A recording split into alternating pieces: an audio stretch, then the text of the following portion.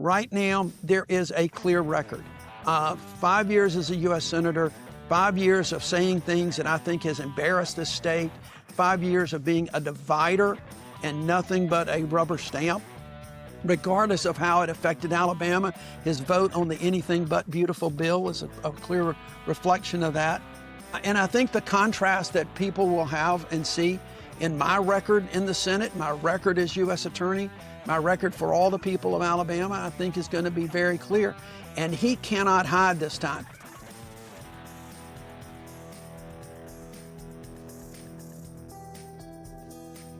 All righty, welcome back. Alabama Politics This Week. Josh Moon, David Person. And as we mentioned, going out, we have a local candidate now running for, I don't know, something.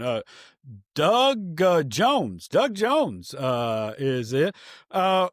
Listen, man, I went to the event on last week, the official launch with Jason Isbell. Jason is great. I thought your speech was great. Your wife's speech was great.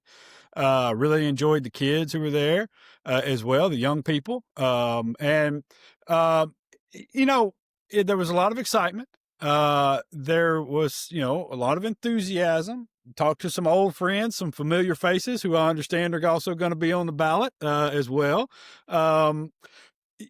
This seems like a lot of momentum starting off here for this governor's race that you're going to be in. You obviously have a primary to go through first before we get to the governor's race, but it seems as though things have started the way you would want them to start. Has it been as crazy and as enthusiastic as it seems for you personally? Josh, I appreciate it. And I appreciate you coming down just so that you could kind of feel firsthand, I think, the electricity that was in that event space the other night. It was really remarkable. I've done a number of things across the state, meeting with folks and having different fundraisers and events over the last few years. But this is different. This was palatable. I mean, this was an excitement that I hadn't seen really since December 12th of 2017 with winning that Senate race. And it has been building. I think people have been frustrated. People are concerned as much as anything. And they see the possibility of winning in November for the first time in over 25 years, just like we did in 2017. And you're right, we've got a primary we're going to deal with, but we're going to be aggressive in that primary, and I feel very, very good about that. But we're also going to help field a ticket for Democrats up and down the ballot that I think is going to be both competitive and exciting. And that's a new day in Alabama to be able to do that. And we're really excited about it. And yeah, the momentum's building. We did this the timing was just exactly what we wanted so that everybody could talk about this over the course of the holidays. We want people talking about this. If you remember, we kind of teased this out right before Thanksgiving to let people talk at that time. Now we've got Christmas and New Year's and football games to deal with, but people are going to be talking about this race, I think, a lot between now and the first of the year when we'll kind of hit the ground running. Yeah. You're going to start a lot of fights. Thanks. But it's and you should really. It is fantastic, honestly, to have. I don't care who it is. It's fantastic to have somebody on the Democratic ticket that people are talking about at the top of it. To bring focus into what Democrats are doing. It's fantastic to have that. And I've heard some people, especially national folks and people that kind of take a wider view of things and say, look, this is nice, this is great, but he got beat in 20. We saw what happened with Kay Ivey and Walt Maddox, back then when this governor's race was doing that. And, I would say to them, first of all, those things are a little bit different. in some key ways. Number one, the 2020 race, Tommy Tuberville was really an unknown. He didn't have much of a record. He wasn't running around talking about Muslims and castigating people. He hadn't crapped on every veteran out there or active duty people. He hadn't done a lot of the things that he has done. In addition to that, Kay Ivey is not an easy villain. She is not an easy villain to make. And so when you're Walt Maddox you're running a campaign, it's tough to play against Kay Ivey, who's just kind of sitting back saying, hey, I'm Kay Ivey, and being all folksy and nice, versus a real life villain in Tommy Tuberville, so I wonder if you agree with that, if you've seen kind of the same things, if what you feel like that makes this different for you going in. Josh, it was great points. I think the one big thing that I would differentiate on, I don't think that those were little things. I think those are huge things, is the difference between 2018 and 2020 and now. Governor Ivey, if you recall, in 2018, she had just been in office a year. She was coming off assuming the governorship from a scandal that the state had been really kind of surprising. And she was riding hot positives in the 60s, mid 60s at the time. Walt was a great candidate, but he clearly had an uphill battle that I don't think anybody had quite anticipated. And going against a very popular governor who had come in at the time. 2020 there is a light years worth of difference between now and 2020 in that race, including the fact that as someone without a record and someone that didn't really do a very good job every time he gave a speech or tried to answer questions, and so he stayed hid. If you recall, he was out of sight, out of mind during that whole time, and he could do it and get away with it because of COVID. Everybody was trying to struggle to get back out there on the campaign trail and do things. And it was difficult at the time. Today's campaign is a hell of a lot different. I mean, in a huge, huge way. And you hit it. Right now, there is a clear record. 5 years as a U.S. Senator, 5 years of saying things that I think has embarrassed the state, 5 things as being 5 years of being a divider and nothing but a rubber stamp. Regardless of how it affected Alabama, his vote on the Anything But Beautiful bill is a clear reflection of that. And I think the contrast that people will have and see in my record in the Senate, my record as U.S. Attorney, my record for all the people of Alabama, I think is going to be very clear. And he cannot hide this time. If he does hide, that's fine with us because we've got 5 years of him being on the record.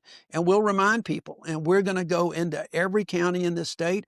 We're going to talk to people. But more importantly, Josh, we're going to listen to people. We're going to understand how they feel, what they want to see. The one thing that has been consistent in polling over the last 20 years is that people in Alabama do not believe their leadership in Montgomery listens to them and addresses their cares and concerns.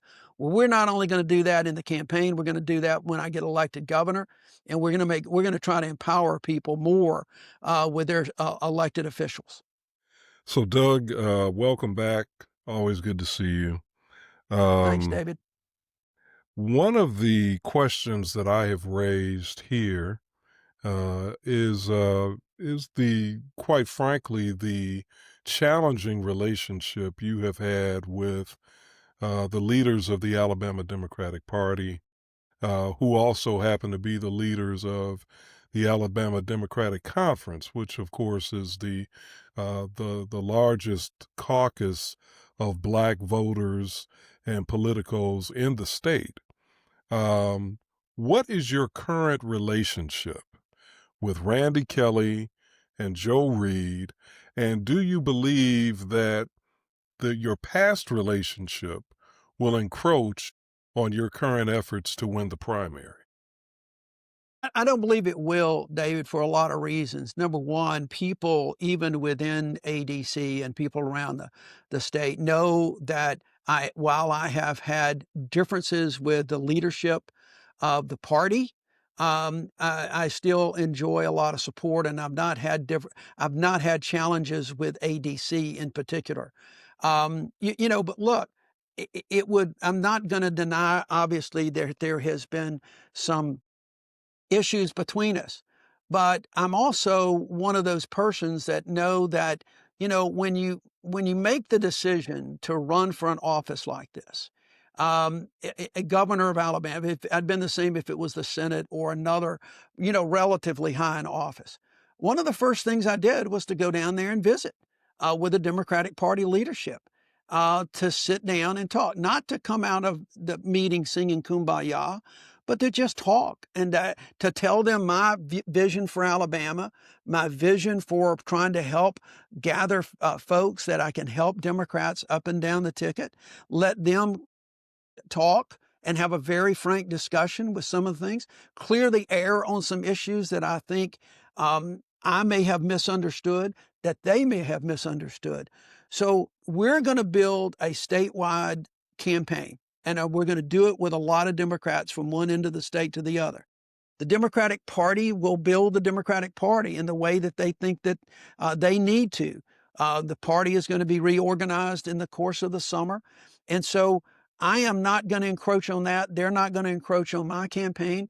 And so it is, I think, is going to be very healthy in the long run, because the one thing that we agree on, and I think that they will tell you this, and anybody that supports me will tell you this, for too long, Democrats have just taken a knee and not been out there actively with credible candidates up and down the ticket.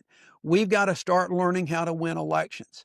And I think the party recognizes that I may be in the best position to give that a go this time than anybody else in the state. Not something I really fully bargained for, David, but it just is what it is. So I feel pretty good about where we are with the campaign. I feel good about how this campaign is going to be built, that the Democratic Party is also going to see opportunities to build, and that we will be working together to try to elect Democrats from the most local level up to the highest level of government.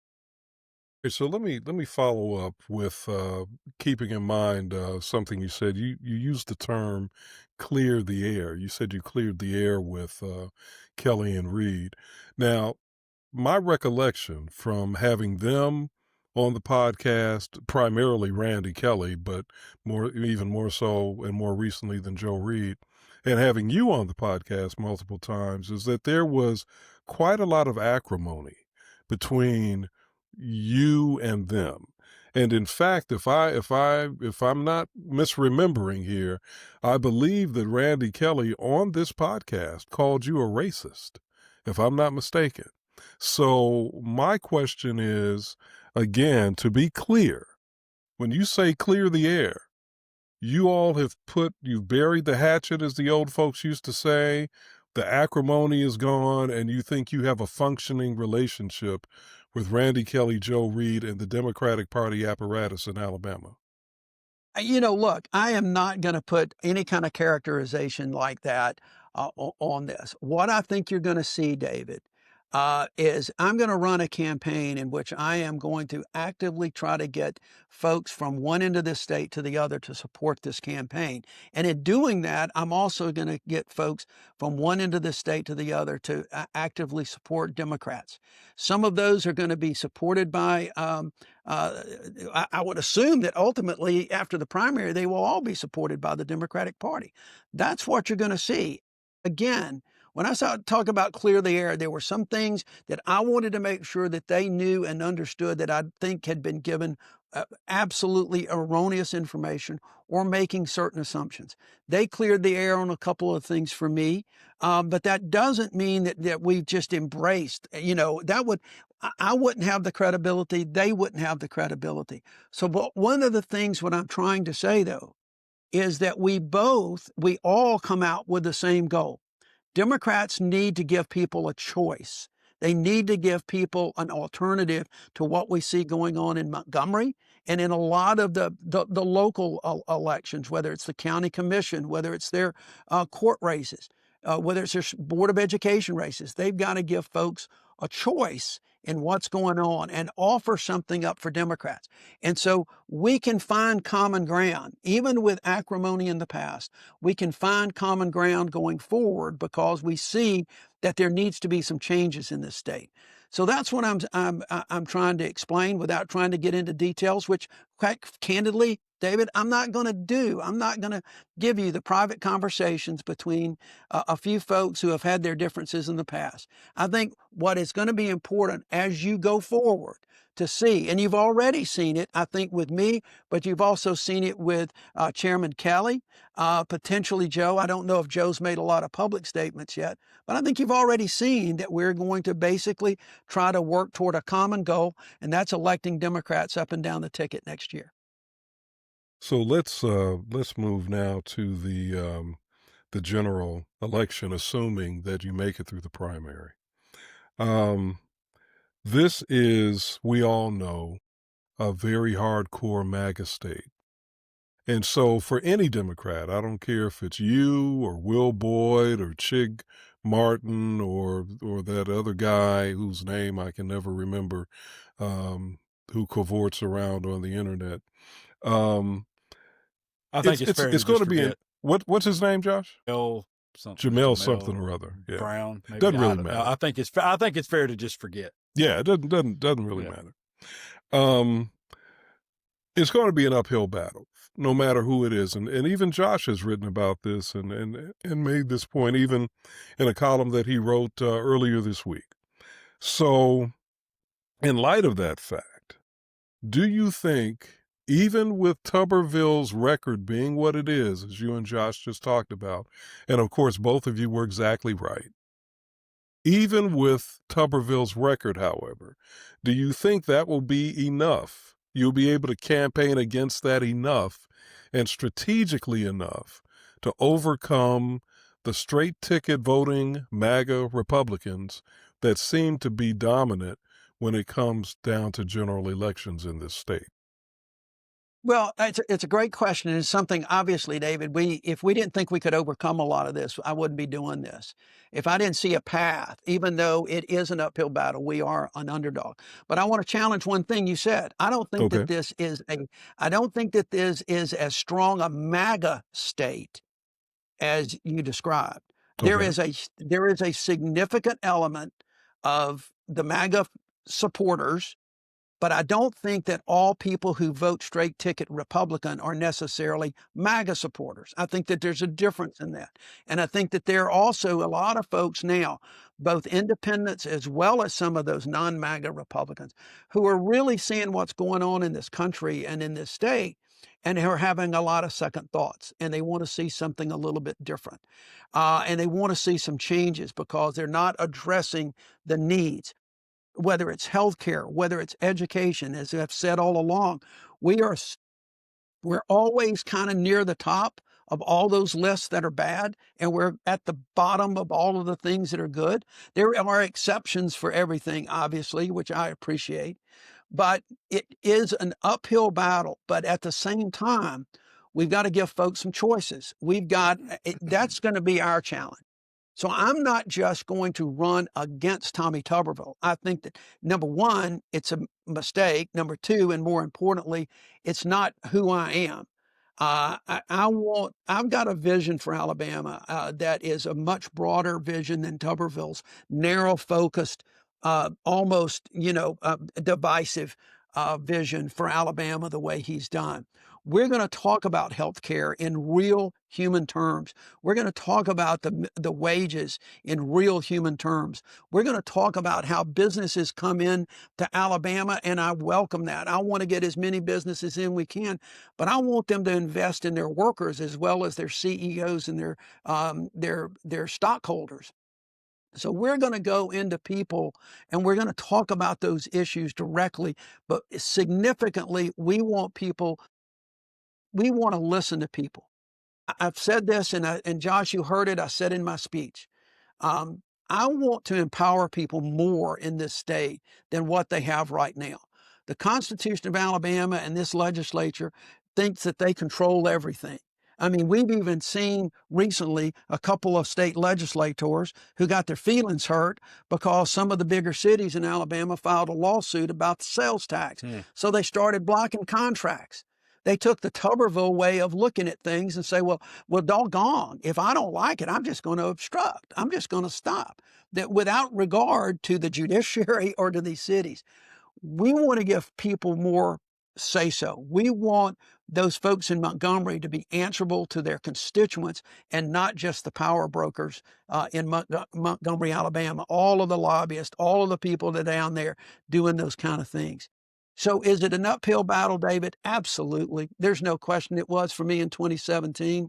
But I do believe that right now, when again, and y'all can look at this. Y'all have seen the PARCA studies, I'm sure.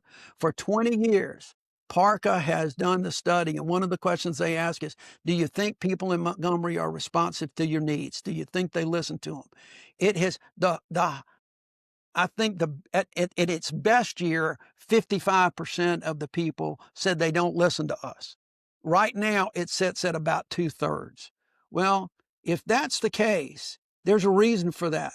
People have controlled. We have been a one-party state significantly for 15 years now. And look where we are. Nowhere. Have some things improved? Early childhood, certainly. But people still struggle to pay their electric bills. People still struggle to have good health care. People still struggle when they are two wage earners and they have to pay a lot of money for child care or for elder care. All of those things people, I think, are starting now. And one of the big differences, David, in 2020, even much more so in today than it was even in 2020, people are getting their information right here. Okay. It is not like the daily newspapers. It's not like, because we don't hardly have any of that anymore. So we're going to be talking to people where they are, and people are more tuned into it, and they are more tuned in to trying to figure out who is going to best represent us. And the final thing I'll say about this is this. I am going to preach beginning, and I did it the other day, Josh, you heard me, about this straight ticket voting, an antiquated system that is designed to just keep people in Montgomery in power. And I want people to start thinking a little bit more about who their choices are. And we're going to talk about that. That may cut against some Democratic strongholds, but you know what? People need a choice. So we're going to try to bust that straight ticket voting up a little bit to give people a choice. And when they give a choice, I think they may vote more straight ticket, but they'll do it one at a time. They're going to vote for Democrat. Hey, Doug, one other really quick question. I know bringing a lottery to the state is part of your agenda, if I'm not mistaken.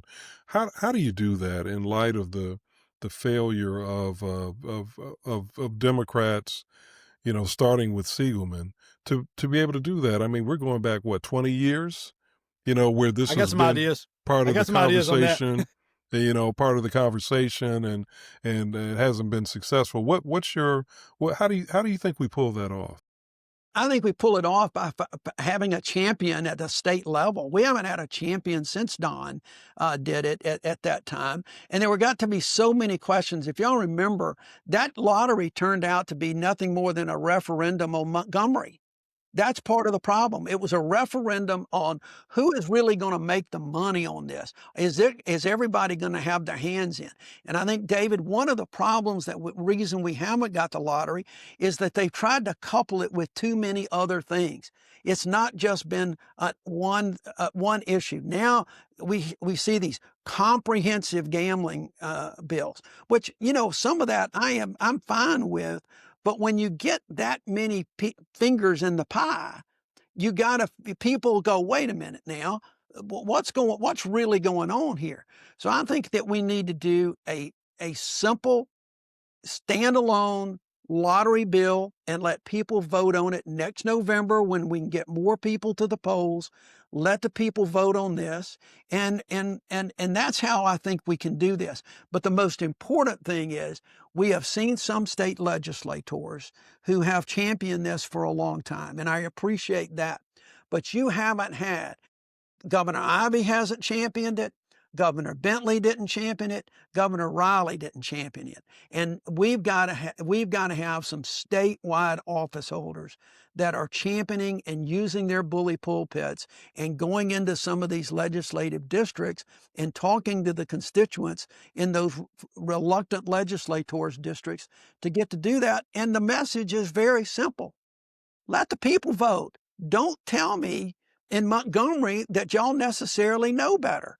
If you want to be responsive to your constituents as opposed to all the people that are trying to get their fingers in the pie, let's get a ballot initiative. I guarantee you if we had a ballot initiative that people could have done, we'd have had a lottery 20 years ago. So that is how I think you can do this. And I'm hoping that drumbeat starts this spring in this legislative session, and that we can beat the drums enough where candidates like me and others that are running can then persuade the legislature to put it on the ballot. And let's put it on the ballot next November. That way we pull a lot of people out that'll come vote on it. And as we talk about the lottery, when there are people today literally streaming to Florida and to Georgia and to Tennessee and Mississippi to buy $1.3 billion Powerball tickets. Yeah. I mean, that's our money going crazy. Yeah, we lose millions. We lose millions on it. We lose millions on the gambling. We lose millions on everything. But, and it brings to mind a conversation I had with a friend of mine yesterday. We were talking about you and your campaign, and he, like me, is we're kind of an odd combination. We are pro-business, pro-worker, pro-military progressives. Which I think falls in line, probably your specific demo, as a matter of fact. Absolutely. But what he had just returned from an event at the Montgomery Chamber of Commerce, where they were celebrating Hyundai and some of the things that had gone on there, and talking with a lot of really big business leaders and people from around the state. And there was and has been a lot of concern about Tommy Tuberville and the seriousness with which he's going to take this job. And his thought was, there was a lot of work put into Eli Lilly coming here and building the $6 billion plant. There was a lot of work into Toyota Mazda. There was a lot of work into Mercedes and Honda and Hyundai and all of these different industries that have now relocated to Alabama. And there was a lot of very serious people who went in and did these things and talked very seriously with a lot of people. Do you feel like, having talked to a lot of these business leaders around the state, that they recognize that the candidate on the Republican side right now is not a serious person? Josh, I get that same sense from a lot of different sources, a lot of different ways. And, you can only have to look at the last 5 years of him and what all he said. This was a candidate in 2020 for the U.S. Senate in Alabama who had no idea what the Voting Rights Act was. The minute he got elected, he made it clear he didn't know what the 3 branches of government are. He's continually said things it seems like almost every month that he's either had to walk back on, but in some things, like some of the crazy stuff he said recently, he's doubled down on. And so people like that, I don't think the businesses can control. Okay. It's one thing about this. And you're absolutely right. I can maybe disagree with a lot of Governor Ivey's politics, and some things, and the fact that I would be a much more active and out there governor than I think Governor Ivey has. But the fact is, she's had some good people working for her on the business development side.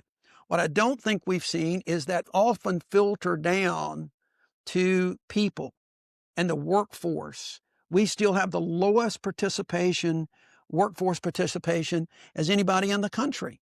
And that hurts our overall economy. It hurts our jobs. And I think what these business leaders are beginning to see and recognize now is not just about hurting their business interest, but they're also seeing that Alabama is going to struggle in the next few years with their budgets. Because of things that the Anything But Beautiful bill has done that Tuberville voted for. Our general fund, our education trust fund, we're going to struggle, and it's not going to take a Band-Aid fix. We've got to rethink, and they've got to help build this economy up. So yeah, I think there are a lot of folks that are concerned, but the biggest question I've got for them is are they willing to step up and say it publicly and not just in these private little conversations? Are they willing to come forth and say, this is bigger than just whether or not I get a tax break or not? This is about the overall state of our state. It seems like every year they have to struggle with something else that the legislature does that they worry about, whether it is women's health care, whether it is just hateful rhetoric about Muslims or Hispanics and things like that. The whole immigration issue. It seems like every year they got to try to deal with something that is happening. And they don't have a governor that I think that has had that bully pulpit to help effectuate the change and to bring Alabama's image to where we don't. And I have nothing against Governor Ivey. I'm fond of her personally. I would just be out there. I'd be visible more. I would be working with those businesses. And I'm a big labor supporter too, Josh. You kind of nailed where we all are, I think, on things. And those businesses depend on the folks that are working for them, and those workers depend on those businesses. And it's building that alliance to help work together. I'll give you a good example of something I tried to do, and unfortunately, I couldn't pull it off for the client, but there was a business in Alabama that was building a facility. I won't name names, but I was asked to help them try to get some of the tax credits that the Biden administration had done. And one of the first things that I did was I called my labor friends to say, look, this is probably not going to be it's not going to be an organized labor facility because it's Alabama. But at the same time, there's going to be a lot of construction jobs. There's going to be a lot of work for folks in organized labor. Can you help write a letter? And they did. Mm-hmm. It is that kind of partnership that I don't think somebody like Tommy Tuberville is able to forge. And that is a real key. Working across the aisles, but also working with the various sectors of our communities and our economy to try to build bridges together for everybody to go forward. Josh, you heard me talk about my song that I've adopted these days, A Crowded Table. And that's how I see Alabama, a crowded table where everyone has a seat, a place by the fire, and that we're all working together. Now, listen, I know you got to go. And so I'll take just a yes or no on this because we've talked about Tuberville and his awful statements and his ridiculing of Muslims, his ridiculing of transgender kids, his ridiculing of Hispanics and talking poorly about them. Do you think that you can win this race playing to the decency of Alabama people against those comments? I think we can. If I didn't think we can, and I did it one time, I think we can do it again. If I didn't think that, I'd probably move out of this state. Okay.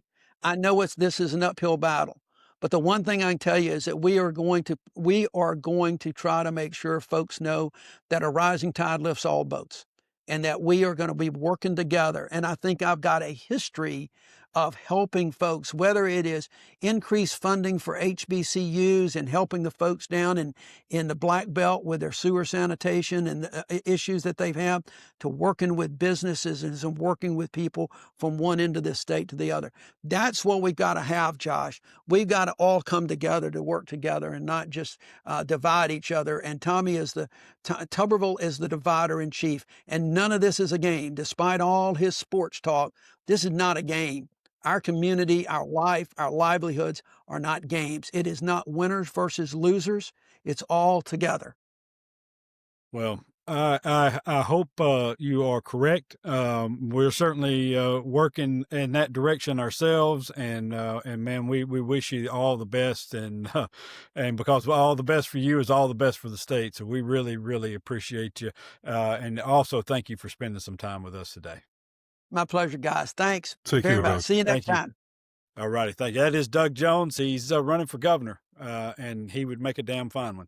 All right, we're going to slide out. We'll come back. It's Alabama Politics This Week. We'll be back in a moment.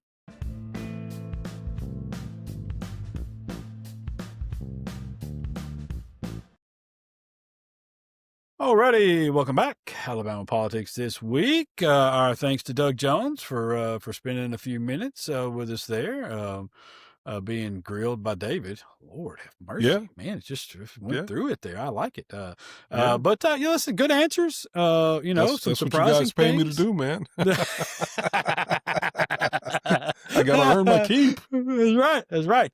Kick out. First of all, you got to kick out the PR people. That's what we tell David. Make sure you get them the hell out of here. Get them off the call. We don't want any of those PR people. And second, grill everybody. That's that's what we do. And then I come in and be the nice guy. And that's a good cop, bad cop kind of thing going on here. It's we get all the answers that we want. But no, thanks to Doug for spending some time. Thanks to the folks at Wind Creek Entertainment for sponsoring, the folks at SPLC for sponsoring, everybody who supports us and hangs around. We really do appreciate it. We've had a really good year this year, and this is our last one for the year. We're going to take the next couple of weeks off. I mean, come on, y'all don't want to hear from us on Christmas. What the hell are we going to say? So I mean, go and have fun with the families, have a good time, have a happy New Year. Don't do anything stupid. Go out and have a good time, but don't be dumb. Don't be dumb. Okay. There's a good way to have fun without being stupid. Okay. And have a good time. Chew your gummies responsibly. That's right. That's right, man. Man, puff give. If you get killed in certain circles for not doing that, man, come on. But I did think it was. I thought one of the more interesting parts of what Doug said there was his relationship with the folks at ADC, Joe Reed, Randy Kelley, and those people there that have been at each other's throats. Doug and Joe Reed and Doug and Randy Kelley. They've had a rough history. They have, and I think that some of it is played out right on this podcast. Yes, it has. Yes, it has. Yeah. We appreciate them for that. Some of our best episodes. But it is it's encouraging to hear that. Because I'll say this. I think here's what I believe. I believe that the first step almost every time in coming to an end of these petty fights like they've had, and let's be honest, that's petty. What has been going on has been fairly petty. I understand the motivations on both sides, okay, and I think there are some very serious motivations, but I also think the way that it has been handled has often been very petty. But what I have always said all along is what's the most bothersome to me is that everybody involved believes the same way on 99%, I would say, of the most serious issues involving governance, our country, how to deal with people, all how to treat people. All of these things are the most important things in life they agree on, and then they disagree about this personal conflict. And so I've always felt like there was a way to say, okay, look, we don't like each other, but we're working towards a common goal here, okay? And I felt like that if we could ever get to that point, that would be the first step in putting this nonsense behind us, putting it behind the party, moving the party forward, and getting to a point where we can say, look, everybody doesn't have to agree on everything that we're doing. Everybody doesn't have to say that I'm in control and it's my way or the highway, sort of thing. There is room at the top for several people to control stuff. The Republican Party, for example, right now in this state, it's not run with some authoritarian at the top. All right. It's not. They certainly take their cues from the national politics and things like that. But if you look at how it's run, nobody's paying any attention to John Wall. Come on. Nobody's paying attention to him on things. There are other people that have their little fiefdoms within the Republican Party in this state, and they manage to make it work. And that's the same way that should be done in the Democratic Party as well. And I think we're on a pathway, at least it seems, to getting that done where everybody can survive and thrive, hopefully, and still maintain their differences or whatever. And I think we're on our way towards that.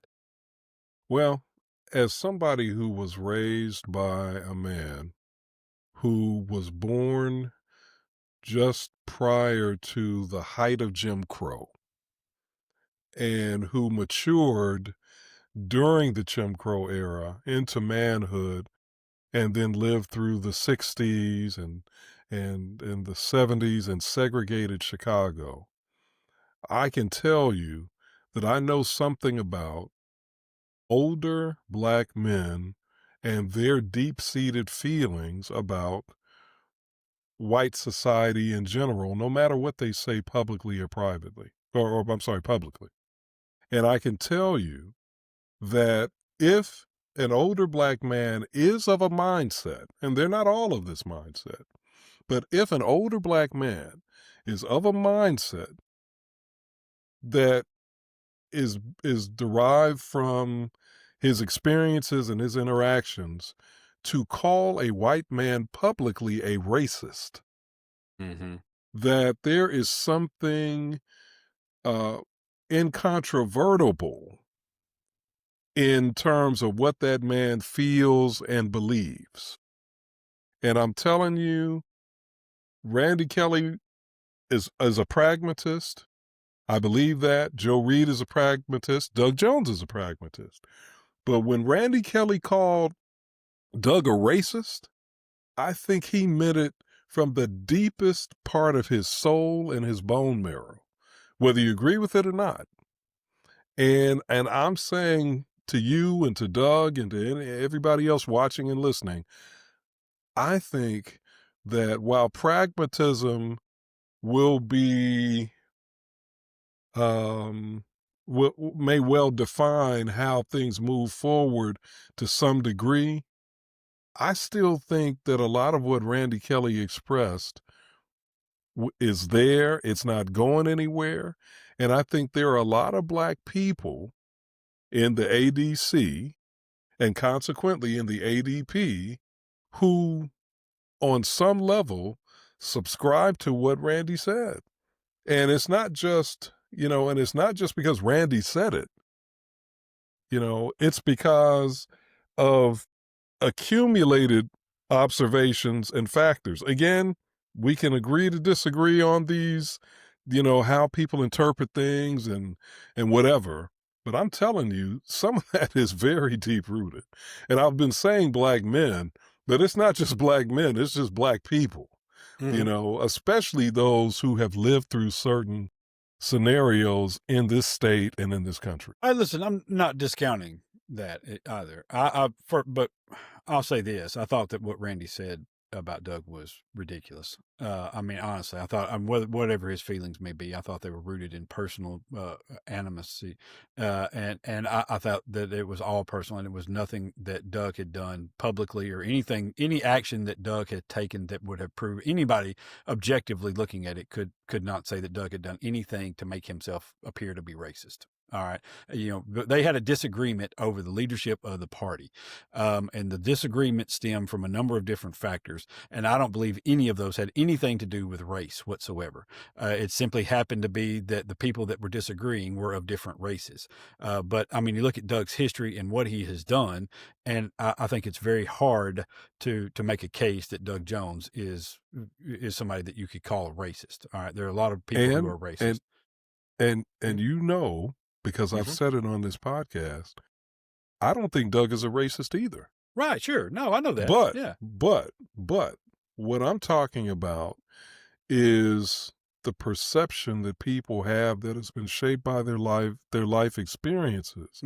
And while we can argue about somebody's perception or the logical validity of that perception, the bottom line is it's still their perception. And it's based on their lived experiences. What I think, I'm saying to you that you can disagree with it, but that doesn't mean it's any less valid. And it doesn't mean that they're going to be any less or any more dissuaded to go along with that. I'm not saying that. And let me just add this too. I think it is really important for white Democrats in this state to understand that while they may disagree with the characterizations of Doug as a racist by Randy Kelley or whoever else may be doing that, the bottom line is, if you look in totality, and I've been in this state for 40 years now. I've been probably very politically aware for 30 to 35 of those years. I'm telling you, even I see reasons for Black Democrats to have valid concerns about some of the machinations of the Democratic Party in this state. That doesn't automatically boil down to racism as in I hate Black people. No, I'm not saying that. But I think there has been and continues to be, even to this day, a belief in the idea that Alabamians only have the capacity to support certain kinds of candidates statewide, meaning white males primarily. I think there still is a tendency for the political elite to believe that only certain kinds of leadership styles can work as opposed to other kinds. And some of that is based on culture. Some of that, I think, is based on race. Again, not hatred of race, but just general ideas about race culture and how that is perceived. And I think that does color how some things are decided, how some moves are made, and why some deals are cut. Right. All right. So two things. One, I'm not dismissing Randy or anybody else's perceptions or how they feel.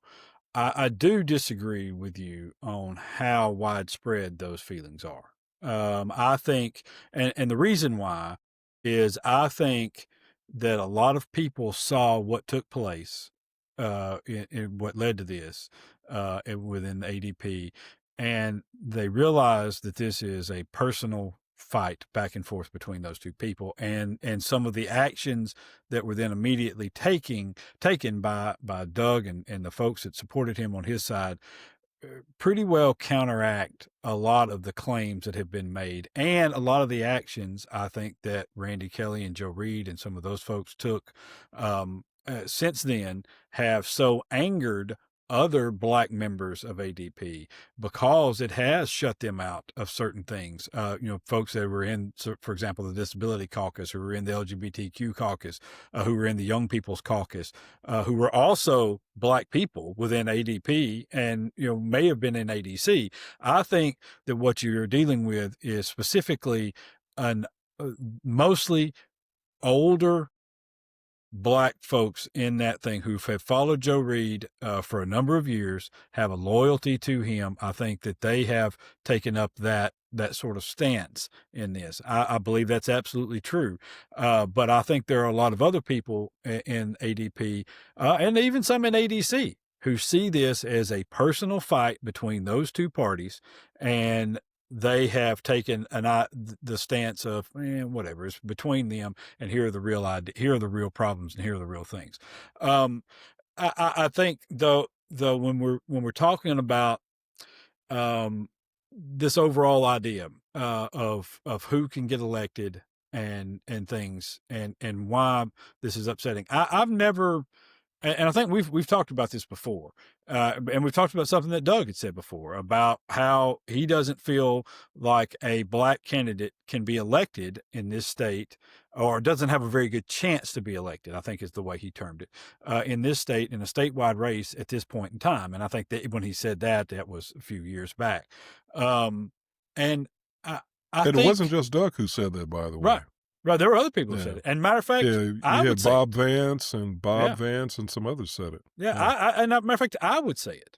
I would say it as well. I think that I mean, I think I hear the conversations and I hear the way people act and I look at the numbers and I know the attacks that are made. I mean, look at the guy running right now. That's the front runner that everybody's gotten out of the way of on the Republican side. And look at what he's doing and what he's saying and what he has said before about reparations and bullshit, you know? And that's the reason why we say it. We don't say it because we are of the belief that there is not a black candidate better than every white candidate that's out there. There certainly probably is. I don't doubt that at all. I don't think in any way, shape, or form that white people are inherently better at governing anybody or have better ideas. I think, Barack Obama is the greatest president of my lifetime and will probably always be that. And it doesn't, so that's not why I say it. We say it, and I think Doug would say the same thing. We say it because of the pragmatism that you talked about earlier. The pragmatism says to us that the best route to get someone elected in this state is a white male. Not even just the fact that it's a black candidate out there, but the fact that a female as well takes points off. The fact that Kay Ivey got into that seat that she's currently in right now, I think had a lot to do with the fact that she was lieutenant governor when the dude screwed up, and was running back and forth with his mistress. And so I think that is what we're talking about. And it's not at all, at least especially for me, that white people have better ideas. I mean, you know very well that my favorite candidate in this state, my favorite politician in this state is a black man in Huntsville, Alabama. That's the minority leader of the Alabama House. I think he's the best candidate with the best ideas that's out there. And I don't think anybody's close to Anthony Daniels. But I don't think Anthony could get elected statewide. So let me say this. I want to affirm, first of all, to be clear, I know that you don't subscribe to, white supremacist ideas. I know that for sure. You and I have been working together for, what has it been, 5 years now? Mm-hmm. Even though I believed that even before you and I worked together because of all the columns that I'd read of yours. So I know for sure that if there's one white man I can point to, and there's more than one, but if there's one white man I can point to who I can say is not a white supremacist and not a racist, I can unequivocally say it is you. Sure. Well, thank you. And then there are others on that list too. It's not a super long list. Right. No, it's not. But there is a list. But there is a list. Yeah. Now, having said that, I think your premise though is based on, I'll say, an incomplete narrative. And I want to cite something that your friend and mine, Anthony Daniels, just said at an event that I was at on Sunday. Okay. The Rosa Parks Committee of Huntsville had a celebration, our annual celebration. And Anthony got up and in his closing remarks, he said something. The guy that you believe is the best candidate and best, like that you were just lauding, and that I also agree is a phenomenal candidate, great guy, smart guy, all of that stuff. Look, he said there are, and I wish I could remember the exact number, but I think he said there are 250,000 black people who are eligible voters in the black belt who have not voted, who did not vote in the last election. Let me say it that way, because I think that's what he was saying. I believe that the reason that we continue to have this challenge of getting black candidates elected statewide is not, it's not because, the MAGAs are so dominant. I do think that what we've seen so far, as I indicated in my questioning of Doug today, is that, by definition, based upon those who have voted, yes, this is a MAGA state, in my opinion. He doesn't think it's quite as MAGA. Okay, we can agree to disagree on that. But I believe that, in fact, is due to the fact that we have not done a good, and when I say we, I'm talking about the Democratic Party and progressive voting organizations, have not done a good enough job of getting that 250,000 person or group of eligible voters, in the black belt in particular, Right. out to vote. We have not done a good job of getting those voting, tapping into that resource. And if we could ever structure our political strategies and our get out the vote strategies to keeping the base and to getting those people out to the polls to vote, the MAGAs could vote and we turn this thing around. Yeah. Yeah. I don't discount that. But listen, our voter participation is the worst in the country. Well, overall, it's the worst in the country, and it's by design. We've done this by design. Our people in charge have done this by design through what Doug talked about, the straight ticket voting, and also the gerrymandering. We have state house seats. Listen, this happened just the other day. There's a state house seat. Each one of these state house seats represents 40,000 people. One was decided the other day where a total of 3,000 people voted. A total of 3,000 people voted. Yeah. And so turnout, the turnout was 7%. 7% of eligible voters turned out. 7. And so it is, we've done this all across the board, and it's because of these, the compression of voters. We've, with our laws, we don't have early voting. We don't have mail-in voting. We don't, absentee voting is as hard as they could possibly make it. So, all of it is by design to keep people in their place. All right. And let the elites run the show. And I've been preaching this for years. I don't know what it's going to take to motivate people to vote.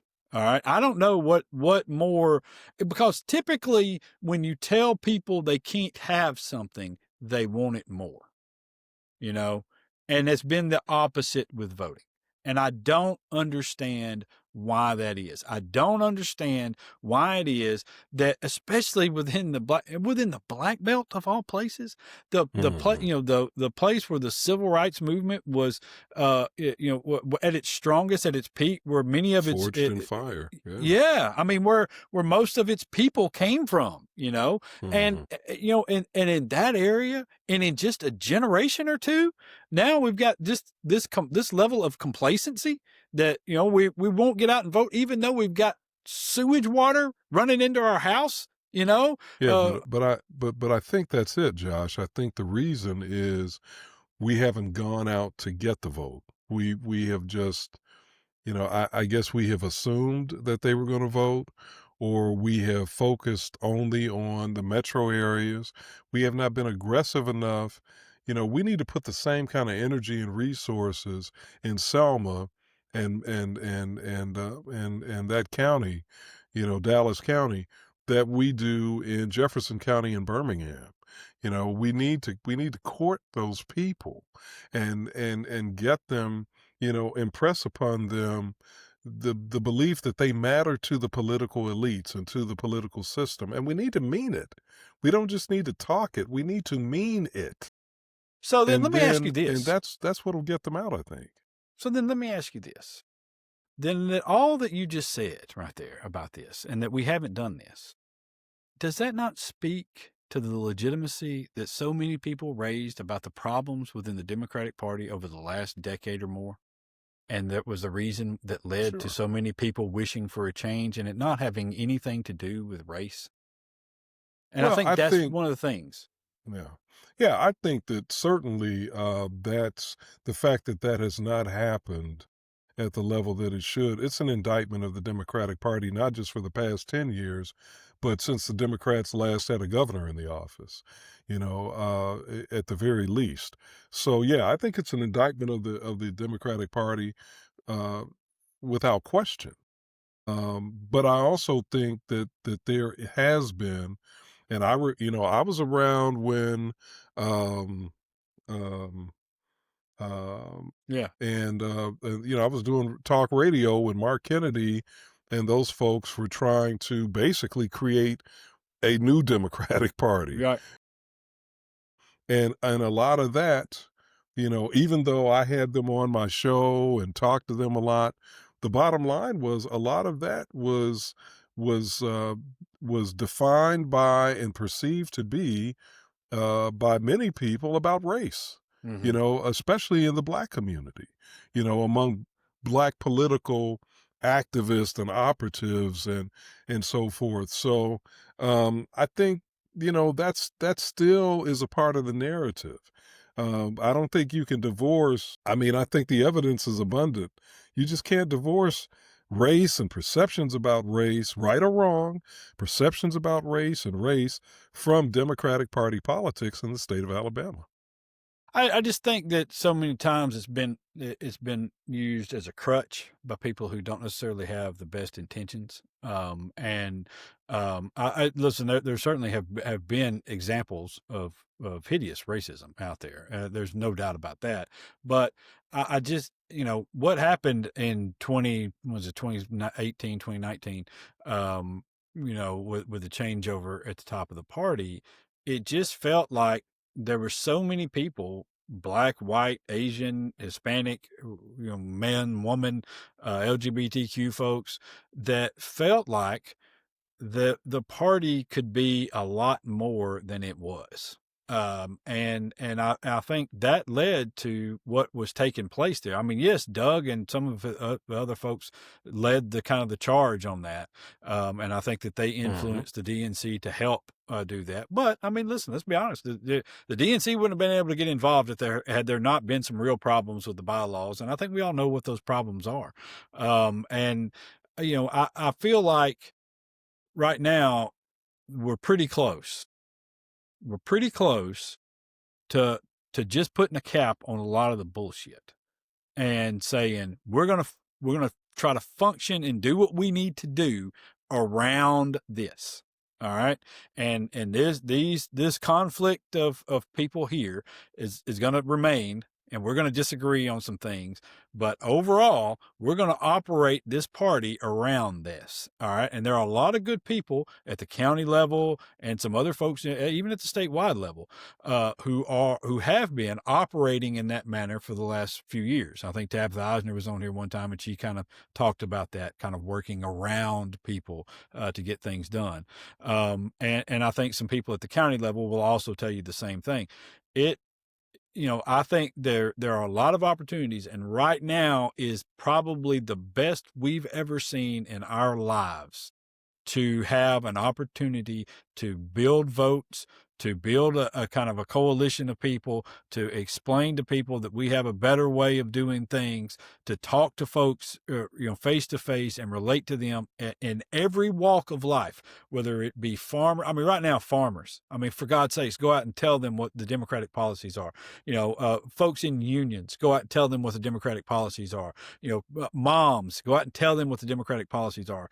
Public school teachers, go out and talk to them about how the AEA's been screwing them for the last several years out of their money. And yeah, that's probably something we ought to talk about at some point too.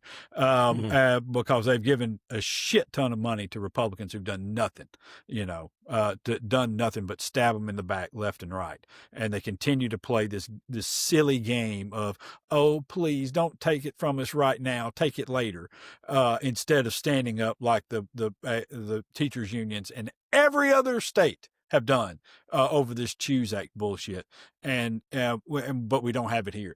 But now is the perfect opportunity to do a lot of that stuff, and I think address exactly what you were talking about and what Anthony was talking about in getting votes out. And getting people motivated to vote. Nothing motivates people to vote, as we saw in the last election, like not being able to pay the bills. And there are about to be a lot of people who can't pay their damn bills, especially healthcare bills. So I think that's just the way to go. And that gets us, I think, to our Bonehead, because he's responsible for all of it. And he is our year-end Bonehead, because he's been the Bonehead for every year that he's been around. And that is one Donald John Trump. And his ridiculous comments about Rob Reiner. It was absolutely shameful. It was as bad as any of the shit that people just had absolute come aparts about that were said about Charlie Kirk. And listen, I as I said, we said back then, we have problems with people degrading someone immediately after their death. There was, if you want to look back and talk about things later on, that's fine. But, be decent, be a decent person, and talk about people. And especially if you're the president of the United States, my God, the only thing Rob Reiner has ever asked anybody to do was be decent to each other. That's the only thing he's ever asked anybody to do. And this asshole out here releasing statements talking about how he had Trump derangement syndrome and died of Trump derangement syndrome and was a terrible person, was bad for the country. I mean, shut up. Shut up. He's such a narcissistic lunatic. Yeah, that's the thing that really I don't understand about the people that continue to support him. I mean, he just, we could be talking about the sun shining or about something going on, in Australia. In some kind of way, Trump is going to make it about himself. Yeah. And again, I think, and many people did this, they juxtaposed what President Obama said with what Trump said. And it's just so strikingly different. You feel like with one, you feel like you're hearing from the leader of the country. And from the other, you just feel like, this is a petulant child, somebody who can't see it, the way. In fact, I wrote this down because I heard somebody say it and I thought it was so on point. Trump doesn't know how to lead a parade if it's not a celebration of him. Yeah. I mean, that's who Trump is. That's exactly right. He just doesn't know how to empathy, sympathy, it just seems charity. He just seems to be bereft of all of those kinds of traits and sensibilities. And he's not going to be able to cheer for somebody, apparently, if he doesn't make it about himself. Even at Charlie Kirk's funeral, Erica Kirk gets up there and magnanimously says, and I don't think anybody would have faulted her if she had not even uttered these words. No. But she magnanimously says, I forgive the shooter. Mm-hmm. That's a strong statement. It's an incredible statement. Now, if she hadn't said that, nobody would have held that against her.